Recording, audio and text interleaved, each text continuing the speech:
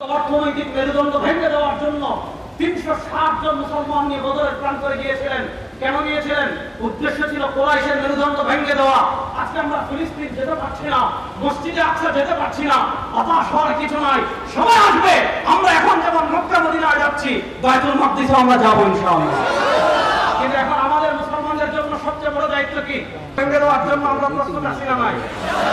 এই অর্থনৈতিক মেরুদণ্ড ভেঙে দেওয়ার জন্য এক নম্বর, আপনি মনে করতে পারেন যে শাহের জন্য কেন সব জায়গায় খালি পণ্য বয়কটের কথা বলেন, আমাদের জাতীয় নেতৃবৃন্দ উলামায়ে কেরাম কেন শুধু পণ্য বয়কটের কথা বলেন?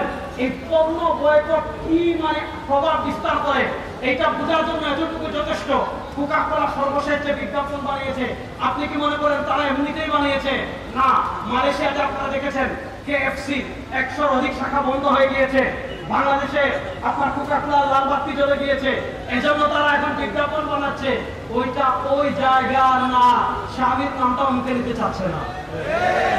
আমরা বলি শুনেন, তারা আমাদেরকে কেমনে ভুল মেসেজ দিচ্ছে। তারা বলছে যে এটা ফিলিস্তিনে তাদের কারখানা আছে। হ্যাঁ, ফিলিস্তিনে কারখানা আছে কেমনে জানেন? তারা যখন তারা যখন ইসরায়েল যখন ব্যাপকভাবে ভূমি দখল করা ফিলিস্তিনে শুরু করেছিল, ওই দখলকৃত ভূমিতে এই কোকা-কোলা তাদের কি করেছে? কোম্পানি, ইন্ডাস্ট্রি বানিয়েছে।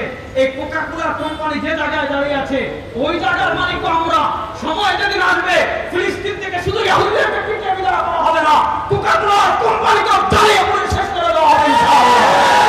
সুতরাং আমাদের বাংলাদেশের মুসলমানদের এক নম্বর করণীয়, কোকা-কোলা, পেপসি, 7-আপ, সামনে ঈদ উল ফিতর আসছে, এই তিনটা লাল বাতি জ্বালানোর জন্য প্রস্তুত আছেন না নাই?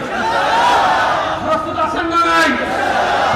আমাদের বার্তা পরিষ্কার, আমরা জীবন যেতে পারে যদি বঙ্গোপসাগরের পানিও কোকা-কোলা হয়ে যায়।